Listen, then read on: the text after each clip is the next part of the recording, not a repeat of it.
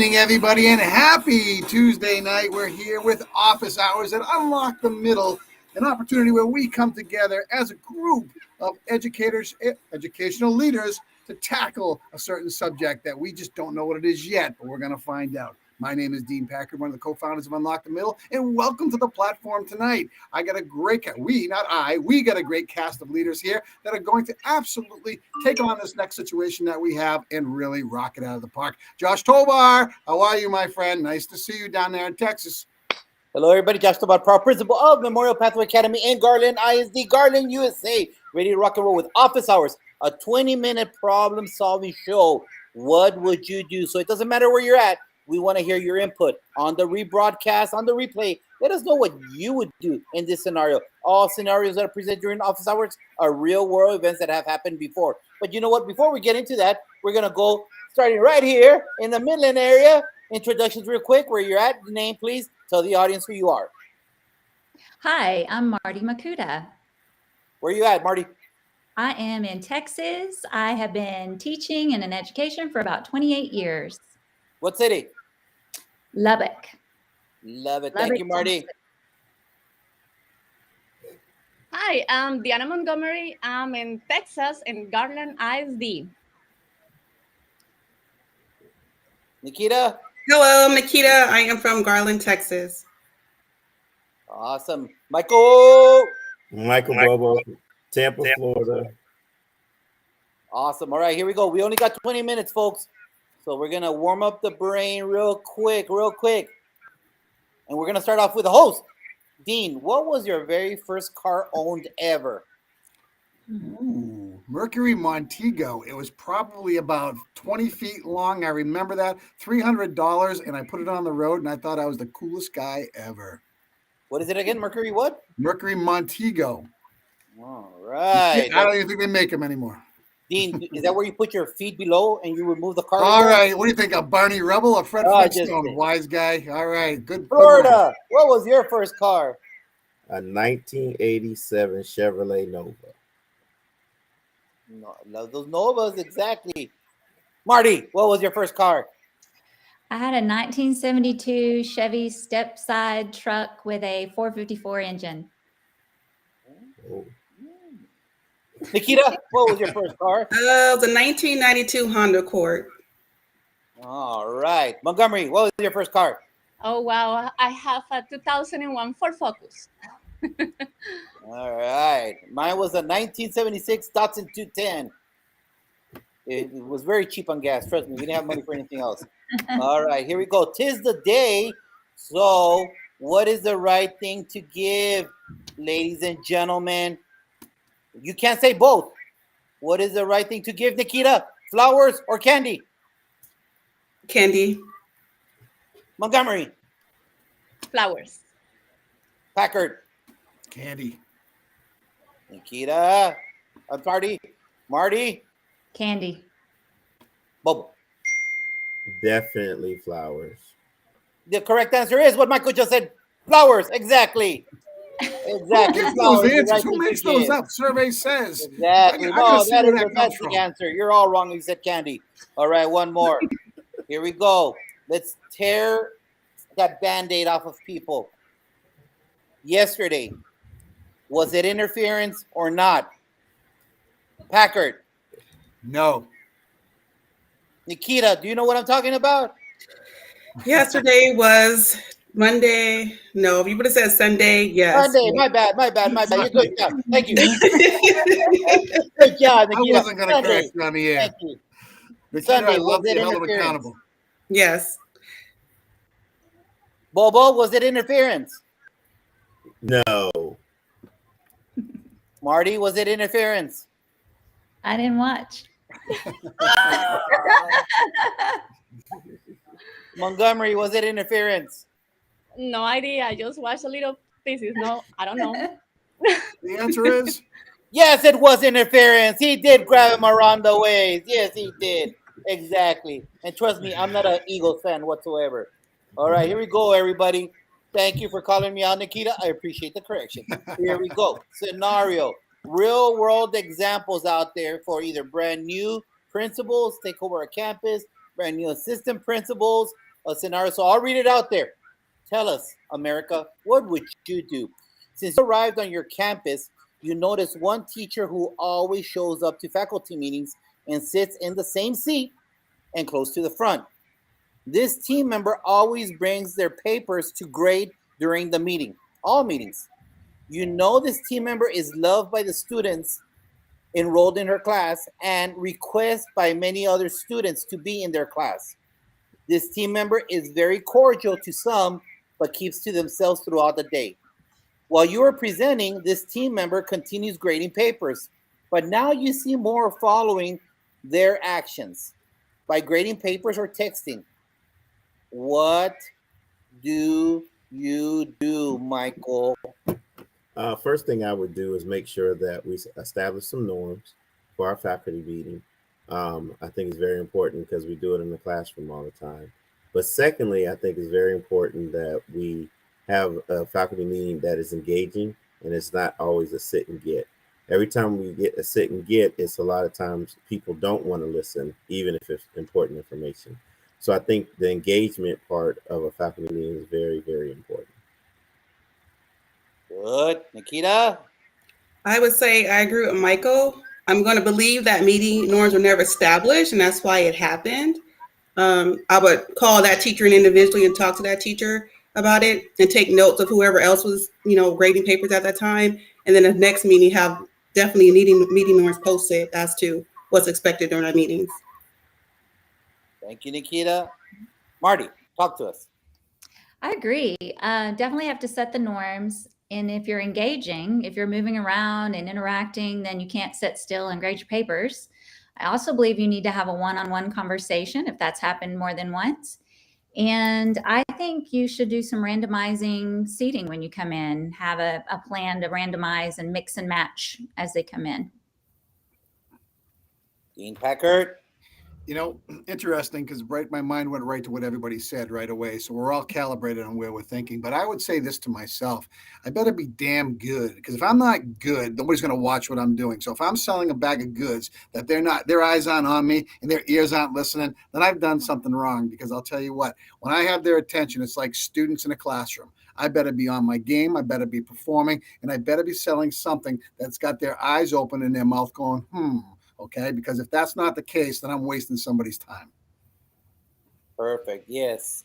Have it in writing, have it on the agenda.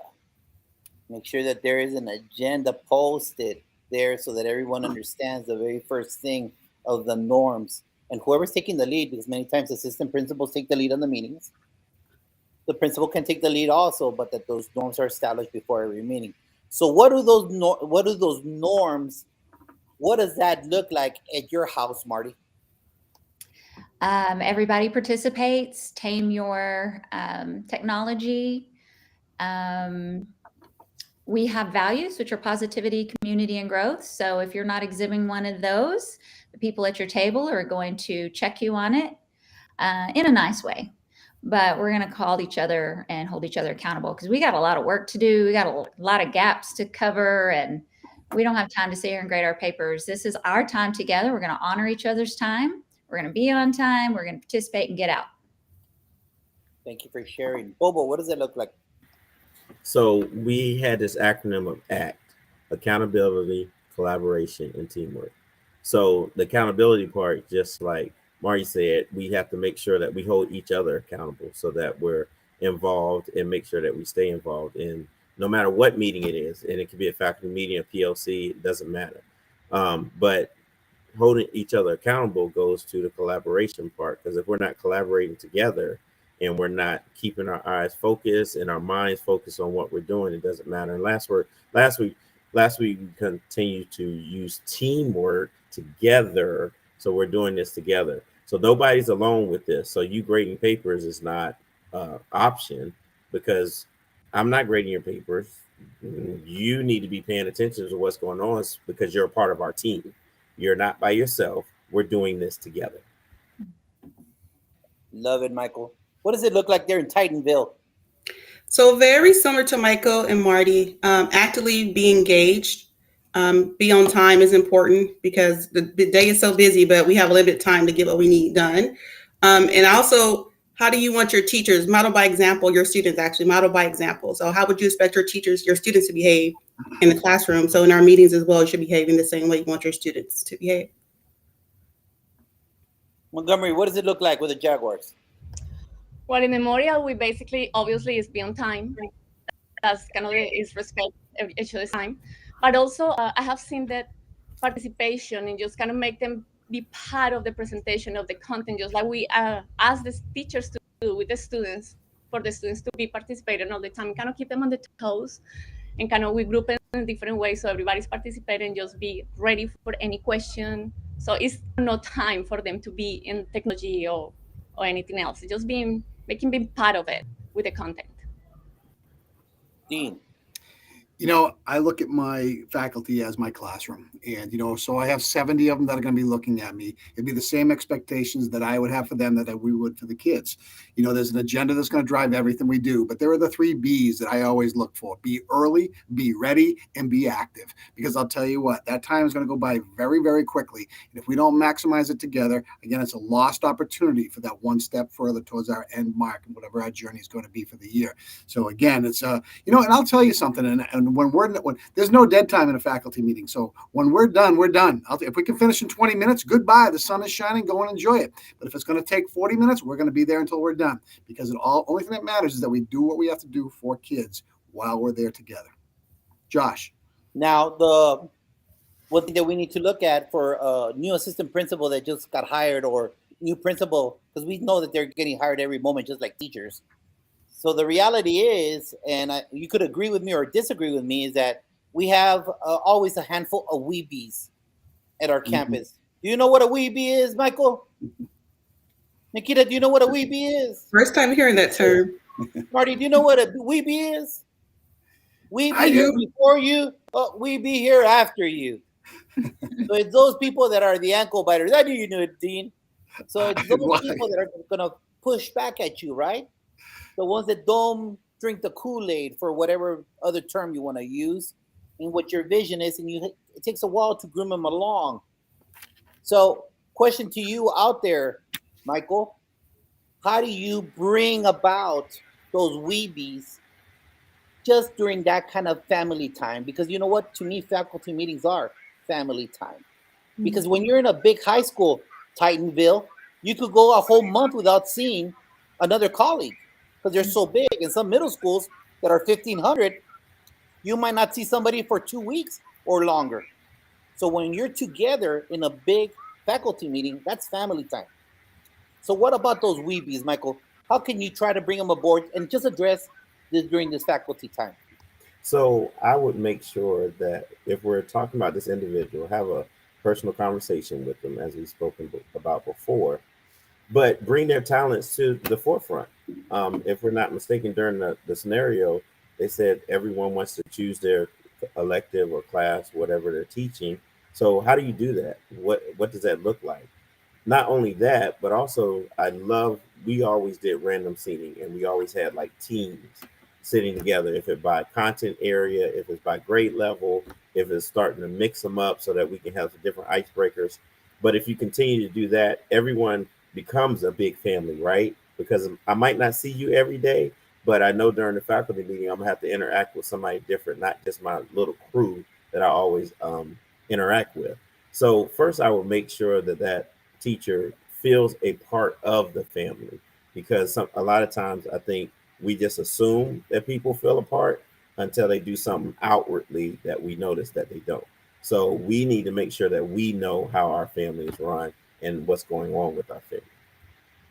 Marty, what does that look like, that kind of conversation?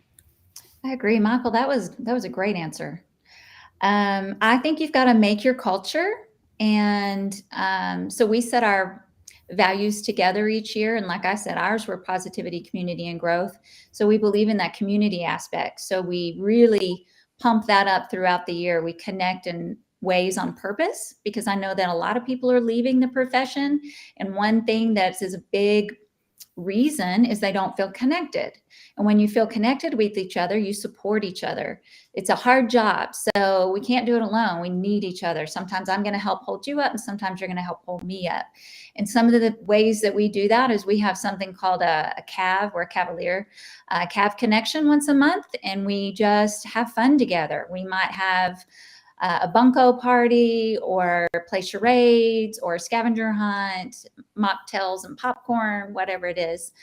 We also have teams. Our colors are navy and gray, and so we have 2 teams in our building, and it mixes it up in the departments and the grade levels, and we compete to who can do the most positive community and growth activities, and they document their points. And then each month, the losing team brings treats or whatever for the entire staff, and the winners get to brag. So we build a community on purpose. America, take notes on that. That was beautiful. Great idea. Montgomery. Well, I was thinking a Memorial will doing this PD almost every day. So I have to go through the book, or through any training, or whatever I have to talk to it. I'm making sure that I use the first 5-6 minutes, because it's really short, to make sure that I listen to the teachers. So we have an open space where they say, what about we do this? What about you? Just to listen to any suggestions.